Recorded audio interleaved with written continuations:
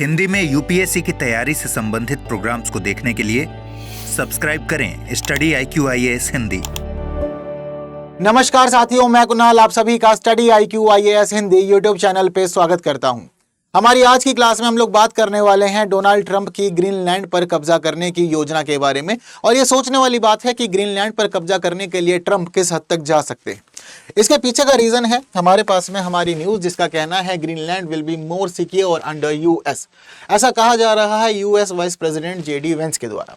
दरअसल अमेरिका के vice president JD veins फिलहाल जाने वाले हैं ग्रीनलैंड की यात्रा पर, और इनकी यह एक ग्रीनलैंड की सांस्कृतिक यात्रा होने वाली है। लेकिन अपनी ग्रीनलैंड की सांस्कृतिक यात्रा से पहले इनका कहना है कि ग्रीनलैंड अमेरिका के पास बहुत ज्यादा सिक्योर रहेगा। ठीक है, इसके अलावा इनका यह भी कहना है कि अमेरिका की ग्रीनलैंड के साथ समझौता करने की योजना है, ना कि उसके ऊपर बल प्रयोग करने की योजना। अब ये सारी की सारी बातें हम लोग के सामने क्यों आ रही है? इसके पीछे का रीजन है डोनाल्ड ट्रंप का ग्रीनलैंड के प्रति लगातार झुकाव। डोनाल्ड ट्रंप पहले ही कई बार ये बात कह चुके हैं कि भाई वो चाहते हैं ग्रीनलैंड अमेरिका के साथ मिल जाए और अमेरिका का हिस्सा बन जाए, और इसके पीछे कई सारे कारण हैं, वो सभी कारण भी हम लोग समझेंगे। हालांकि जिस समय डोनाल्ड ट्रंप ने कहा था कि अमेरिका हमारे साथ मिल जाए, अमेरिका का हिस्सा बन जाए, उस समय डोनाल्ड ट्रंप का यह भी कहना था कि अमेरिका ग्रीनलैंड के लोगों के अधिकारों का सम्मान करता है और ऐसी स्थिति में ये उनके निर्णय के अनुरूप ही होना चाहिए। अगर निर्णय के अकॉर्डिंग होगा तो चीजें बेहतरीन रहेगी। और वहीं इनका यह भी कहना है कि हम ग्रीनलैंड को अमेरिका में मिलाने के लिए बल प्रयोग का इस्तेमाल या बल प्रयोग करना नहीं चाहते हैं। हम बल प्रयोग से दूर रह करके जनमत संग्रह और वहां के लोगों की इच्छा के अनुसार ही उन्हें अपने साथ मिलाना चाहते हैं।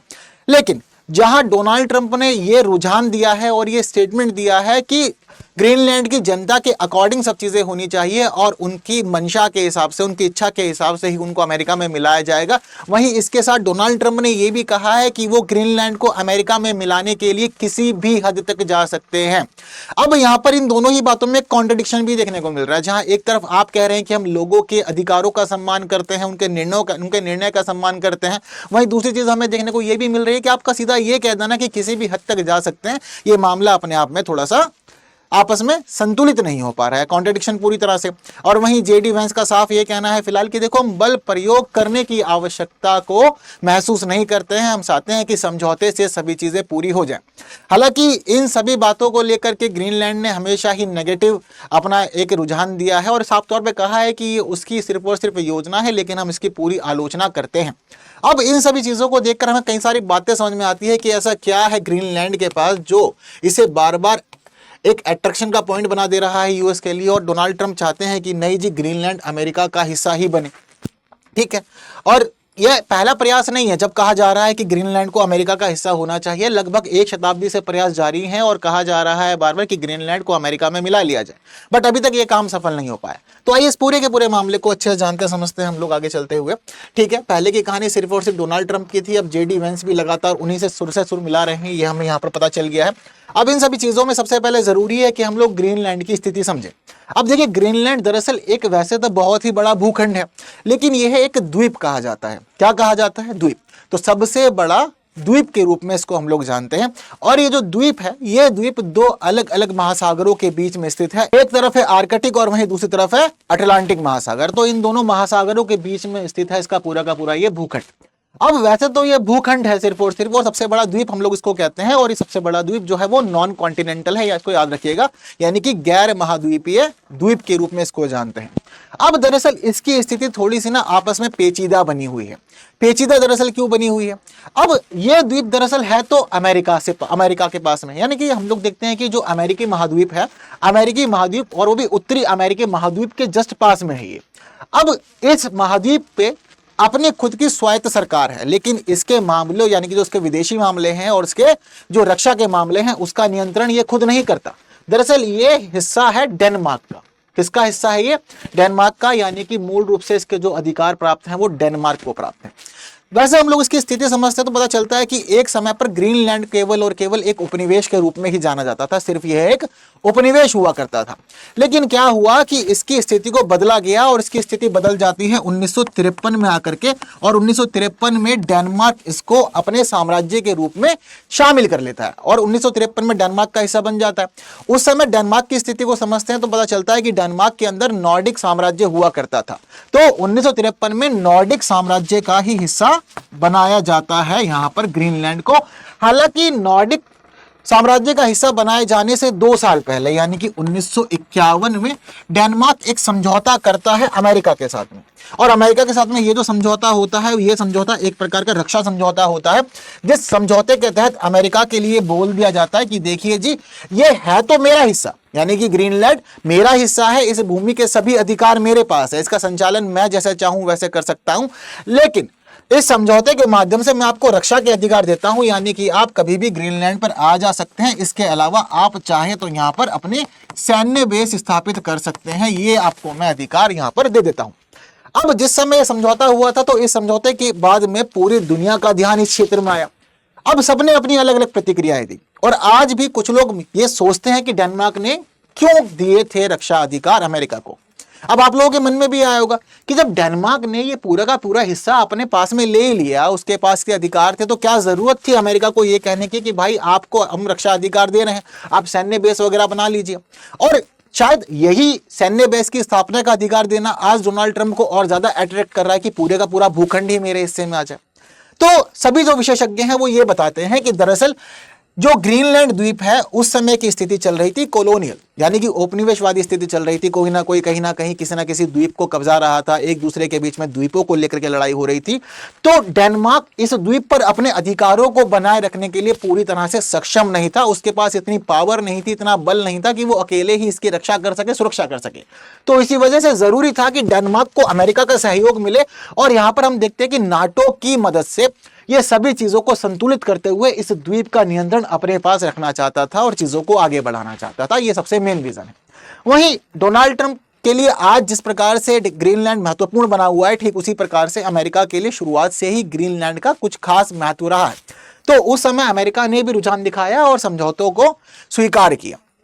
चीजें तब से ऐसे ही चलती रही। तो समझौता कब हुआ था? 1951 में। 1953 में नॉर्डिक साम्राज्य का हिस्सा बना लिया गया पूरी तरह से ग्रीनलैंड को। नॉर्डिक साम्राज्य का हिस्सा बनाए जाने से पहले ये सिर्फ और सिर्फ एक उपनिवेश ही हुआ करता था। अब हम लोग देखते हैं कि जब चीजें इस प्रकार से चलती रही तो सब कुछ ठीक था, लेकिन चीजें बदल जाती हैं 1979 में। और 1979 में डेनमार्क जो है वो एक मानवतावादी निर्णय लेता है ग्रीनलैंड के लोगों के लिए। दरअसल एक प्रकार से स्वशासन की मांग हो रही थी, तो स्वशासन की मांग के अनुरूप डेनमार्क ने ग्रीनलैंड के लिए एक जनमत संग्रह करवाया, और जनमत संग्रह कराने का मुख्य आधार था घरेलू निर्णयों को सौंपना। अब जिस समय जनमत संग्रह हुआ तो स्वशासन के लिए जनमत संग्रह था, तो यहां पर चीजों को बांट दिया गया 2 भागों में। एक हिस्सा बनाया गया घरेलू और दूसरा हिस्सा बनाया गया यहां पर विदेशी और रक्षा का। अब यहां पर जो घरेलू निर्णय थे वो सारे के सारे घरेलू निर्णय ग्रीनलैंड की स्थानीय सरकार को सौंप दिए गए। कह दिया गया कि आप घरेलू मामलों में जैसे निर्णय लेना चाहते हैं लीजिए, जैसे चीजों का संचालन करना चाहते हैं संचालन कीजिए, सभी चीजें व्यवस्थित रखिए, हमें कोई परेशानी नहीं है। लेकिन ग्रीनलैंड की स्थिति वैश्विक संबंधों के मामले में कैसी होगी ये निर्णय डेनमार्क लेगा, और वहीं ग्रीनलैंड के रक्षा निर्णय क्या होंगे, किस प्रकार की चीजों को वो अपनाएगा, तो ये भी ग्रीनलैंड डिसाइड करेगा। तो आज के समय में वैसे तो डेनमार्क का ही हिस्सा है ग्रीनलैंड, लेकिन हम लोग यहां पर ये देखते हैं कि डेनमार्क का हिस्सा होने के बावजूद विदेशी और रक्षा के अधिकार डेनमार्क के पास हैं केवल, बाकी घरेलू निर्णय स्वयं ग्रीनलैंड लेता है। आज के समय में यहाँ की जो पॉपुलेशन है वो पॉपुलेशन लगभग 56,000 है, और इसे पूरी दुनिया के अंदर सबसे विरल आबादी वाले द्वीपों में से एक कहा जाता है। इसके पीछे का रीजन क्या है? दरअसल ये पड़ता है जाकर के हमारे नॉर्दर्न हेमिस्फीयर के अंदर, है ना, उत्तरी ध्रुव में उत्तरी गोलार्ध वाला हिस्सा है। अब जब ये उत्तरी गोलार्ध वाला हिस्सा है तो ऐसी स्थिति में ये काफी ज्यादा ध्रुव के पास पहुंच जाता है, जो हमारा उत्तरी ध्रुव है उससे काफी ज्यादा नजदीकी है इसकी, जिसकी वजह से ग्रीनलैंड का 80% भाग जो है वो बर्फ से ढका हुआ है, यहां पर बर्फ जमी हुई है। बाकी जो बचा हुआ 20% हिस्सा है केवल वहां ही लोग निवास कर सकते हैं। तो इसके तहत हम लोग ये देखते हैं कि जो इसकी राजधानी नूक है उस राजधानी के आसपास ही अधिकांश लोग निवास करते हैं और बाकी जो इसका उत्तरी हिस्सा है वो बर्फ से ढका होने के कारण लोगों के रहने के लिए अनुकूल नहीं है। हालांकि यहाँ पर जो आबादी है लगभग 56,000 लोगों की, इन 56,000 लोगों में जो अधिकांश लोग हैं वो हैं स्वदेशी इनुइट लोग। ठीक है, तो मुख्य रूप से जो इनुइट हैं वो ही यहाँ पर निवास करते हैं, बाकी और लोग भी यहाँ देखने को मिल जाते हैं। क्लियर है। अब जिस प्रकार की स्थिति यहाँ पर बनी थी 1951 के समझौते के तहत, वहां हम लोग देखते हैं कि अमेरिका ने यहाँ पर अपना खुद का एक सैन्य बेस भी स्थापित किया। अब अमेरिका का जो यहाँ पर सैन्य बेस मौजूद है उसको कहा जाता है पेडफिक स्पेस बेस। ये पेडफिक स्पेस बेस जो है ये पहले थूले एयर बेस के रूप में जाना जाता था, लेकिन आज के समय में इसको पेडफिक स्पेस बेस के रूप में सभी लोग जानते हैं। तो ये जो पेडफिक स्पेस बेस है ये कहां पर है, ये उत्तरी पश्चिमी हिस्से में पड़ता है और इसकी जो एग्जैक्ट लोकेशन है वो हमें यहाँ देखने को मिल रही है। तो यहाँ पर है ये अमेरिका का सैन्य बेस, यहाँ पर है इसकी राजधानी।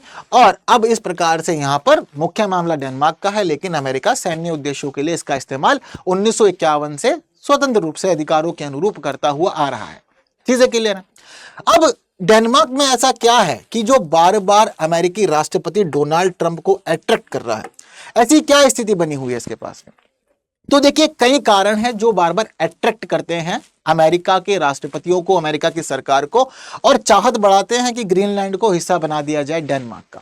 तो इन पूरे के पूरे कारणों के अंदर जो पहला मुख्य कारण है वो तो है सैन्य, और जो दूसरा कारण यहां बन जाता है वो बन जाते हैं इसके संसाधन और खनिज संपदा।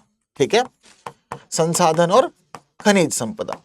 अब जैसे कि ग्रीनलैंड की भूमि हम लोग देखते हैं कि द्वीपों के मामले में तो सबसे ज्यादा विशाल है, सबसे बड़ा भूखंड है ये द्वीपों के मामले में। ऐसी स्थिति में ये खनिज संसाधनों से बहुत ज्यादा संपन्न है। यहाँ पर हमें दुर्लभ खनिज देखने को मिल जाते हैं, इसके अलावा यूरेनियम के विशाल भंडार हैं, लोहे के भी अच्छे खासे भंडार हैं, गैस और तेल के खनिज भी यहाँ देखने को मिल जाते हैं। तो ये सारे के सारे खनिज जो हैं वो बहुत ज्यादा लाभ दे सकते हैं ग्रीनलैंड को भी और उस देश को भी जो इसका मालिक बन जाता है। हालांकि डोनाल्ड ट्रंप ने इसके खनिज संसाधनों को लेकर के भी बार बार अपनी प्रतिक्रिया देते हुए कहा है कि ग्रीनलैंड के जो संसाधन हैं उन संसाधनों के अनुरूप ग्रीनलैंड का विकास हो नहीं रहा है। दरअसल ग्रीनलैंड पर जो ड्रिलिंग करने वाली कंपनियां हैं उनमें खास कंपनियों के नाम कैनेडियाई हैं, या फिर हम देखते हैं कि यूके की कंपनियां हैं। अब इन कंपनियों के कारण यहाँ पर खास तौर पर ड्रिलिंग के कार्य ना तो आगे बढ़े हैं, ना ही चीजों को बहुत अच्छे से संभाला गया है, जिसकी वजह से ग्रीनलैंड का विकास काफी ठीक से नहीं हो पाया। तो डोनाल्ड ट्रंप कहते हैं कि अगर ग्रीनलैंड हमारे कब्जे में आएगा तो इसके संसाधनों का इस्तेमाल करते हुए हम इसको विकास के नए ऊंचाइयों पर ले जा सकते हैं, इसका काफी अच्छा विकास कर सकते हैं, इसकी चीजें सुधर जाएंगी। तो एक मेन रीजन यहाँ पर डोनाल्ड ट्रंप का अट्रैक्शन का ये बना हुआ है। और दूसरी देखने वाली बात ये है कि वैसे तो ग्रीनलैंड के पास में संसाधन बहुत अच्छे हैं, लेकिन उसके बावजूद इसकी जो अर्थव्यवस्था है वो मुख्य रूप से डिपेंड है मत्स्य पालन पे।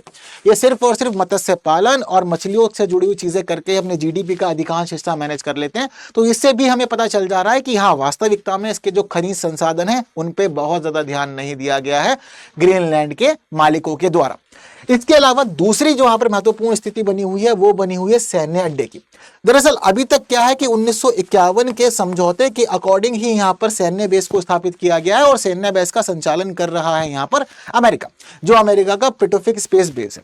लेकिन अब अमेरिका की चाहत यह बनी हुई है कि वो इसको अपने कब्जे में लेकर के इसके अलग अलग क्षेत्रों में अपने बेस स्थापित करे, और बेस स्थापित करने के बाद जो यहाँ पर आसपास का जल क्षेत्र है उस जल क्षेत्र के अंदर चीन और रूस को काउंटर करे, चीन और रूस को काउंटर करे, ये यहां पर इसकी मुख्य चाहत बनी हुई है। क्योंकि आसपास वाले क्षेत्र में हम देखते हैं कि चाइना और रशिया दोनों के ही बहुत सारे जहाज घूमते रहते हैं, वहीं पनडुब्बियां भी इनकी बहुत ज्यादा घूमती रहती है। तो पनडुब्बियों के घूमने के कारण और साथ साथ जहाजों के घूमने के कारण कहीं ना कहीं अमेरिका को लगता है कि जो मेरी सुरक्षा के मामले हैं वो चिंताओं में है, वो खतरे में है। तो पूरे अमेरिका को सुरक्षा प्रदान करने के उद्देश्य से भी ग्रीनलैंड को महत्वपूर्ण समझा जाता है, इसके आसपास के जल क्षेत्र को महत्वपूर्ण समझा जाता है। तो यहाँ डोनाल्ड ट्रंप चाहते हैं कि अगर ये पूरे कब्जे में आ जाए तो हम आसपास के क्षेत्र में यहाँ रडार स्थापित कर देंगे, और रडारों को स्थापित करते हुए अमेरिका और चाइना दोनों की ही जो समुद्री गतिविधियां हैं उन गतिविधियों के ऊपर हम नजर रखकर खुद की सुरक्षा को मजबूत कर सकते हैं। ये सारी स्थिति बनी हुई है।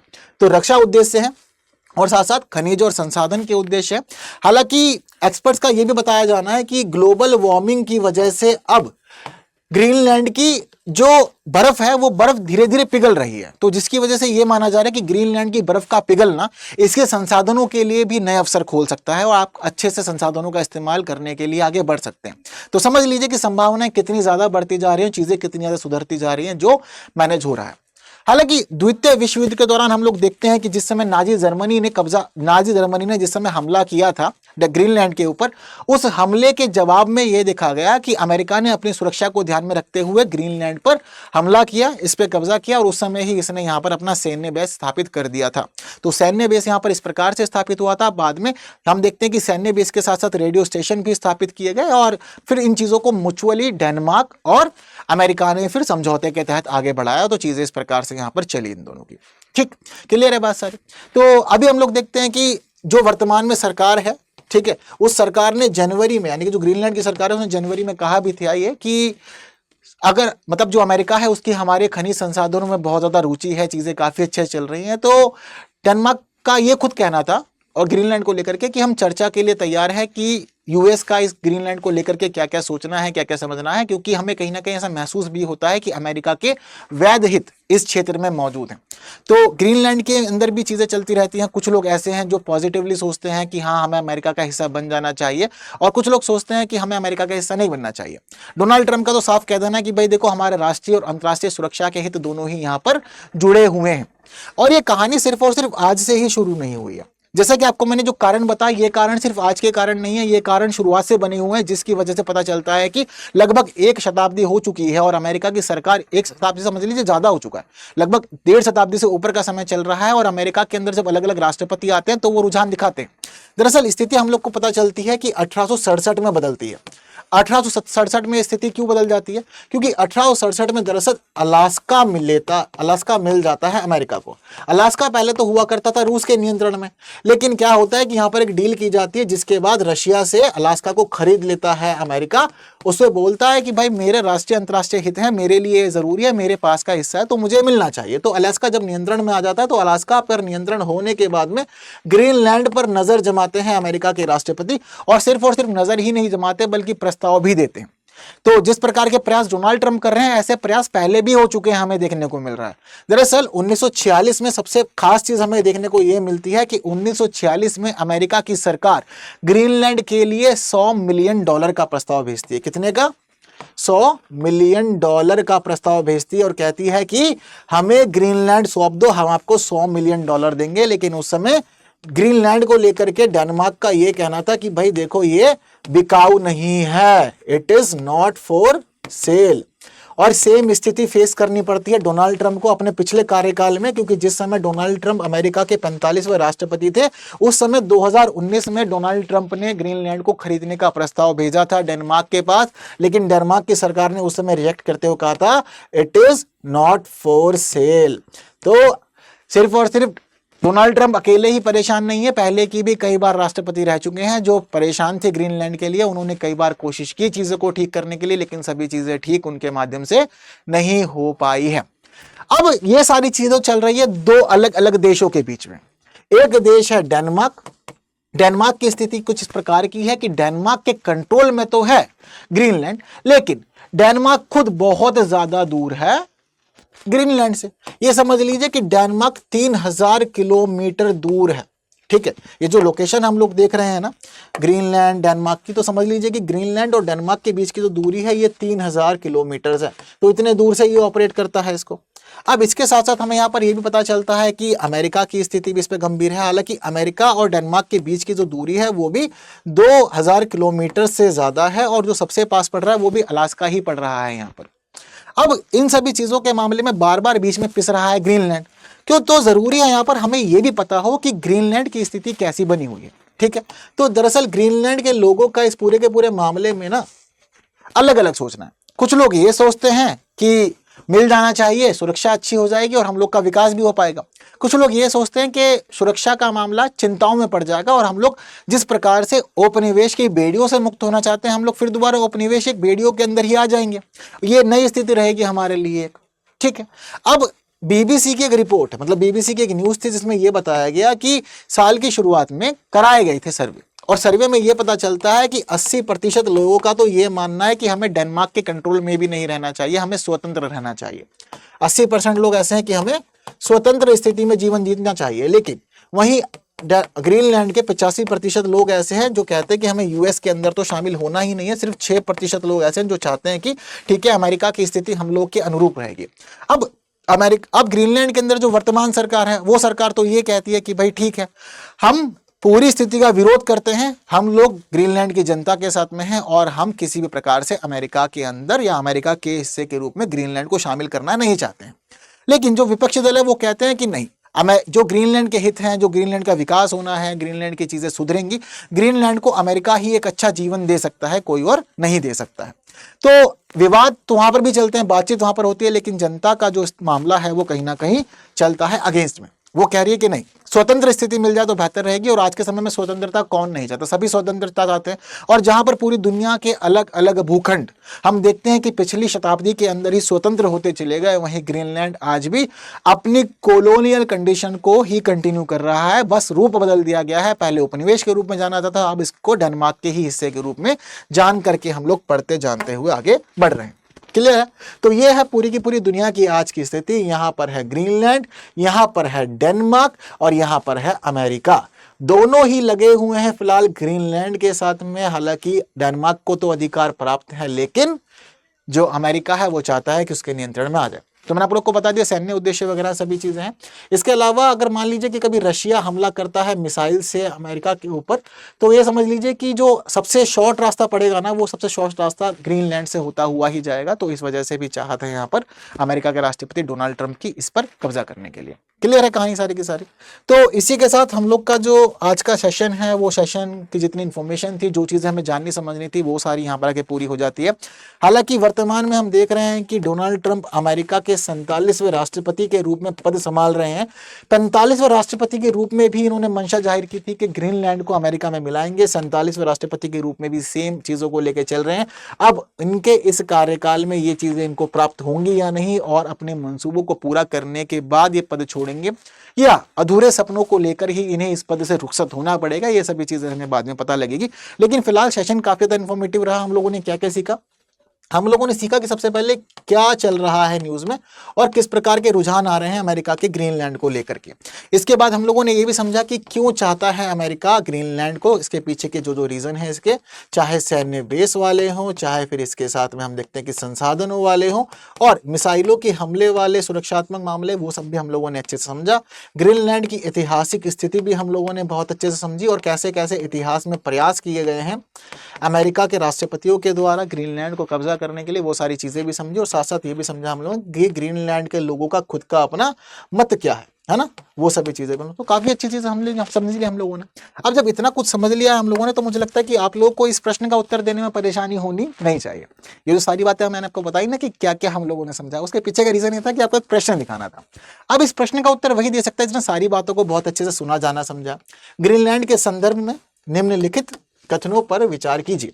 यह आर्कटिक और अटलांटिक महासागरों के बीच स्थित है। यह घरेलू और विदेशी मामलों का नियंत्रण डेनमार्क के द्वारा किया जाता है। इस पर अमेरिका को सैन्य अधिकार प्राप्त है। उपयुक्त में से कितने कथन सही है या है, आपको बताना केवल एक, केवल दो, सभी तीन या कोई नहीं। तो इस प्रश्न का उत्तर जल्दी से हम लोग देखते हैं कि आप लोग मुझे देंगे कॉमेंट बॉक्स में। तो जल्दी से कॉमेंट कर दीजिए। प्रश्न के उत्तर देखते हैं कितने ज्यादा लोगों ने चीजों को अच्छे से समझा और कितने लोग आंसर देने में सक्षम है, कितने लोग सही आंसर देने में सक्षम है, ये भी देखना जरूरी है। बाकी स्टडी IQ IAS हिंदी हमारा मेन प्लेटफॉर्म है जहां हम लोग मुलाकात करते हैं, पढ़ते जानते समझते हैं। वहीं टेलीग्राम, इंस्टा, फेसबुक और एक्स, इन सभी प्लेटफॉर्म पे भी हम लोग मिल सकते हैं और वहीं इस QR को स्कैन करके आप लोग सीधा पहुंच सकते हैं मेरे टेलीग्राम चैनल पे। तो बस आज की क्लास में इतना ही। जितने लोगों तक सेशन को शेयर किया जा सकता है जल्दी से कर दीजिए और लाइक किए बिना कोई नहीं जाएगा। बाकी की बातें हम लोग करेंगे हमारी आने वाली और क्लासेस में कुछ नए विषयों के साथ। तब तक के लिए दीजिए मुझे विदा। Thank you so much. जय हिंद। हिंदी में UPSC की तैयारी से संबंधित प्रोग्राम्स को देखने के लिए सब्सक्राइब करें स्टडी IQ IAS हिंदी।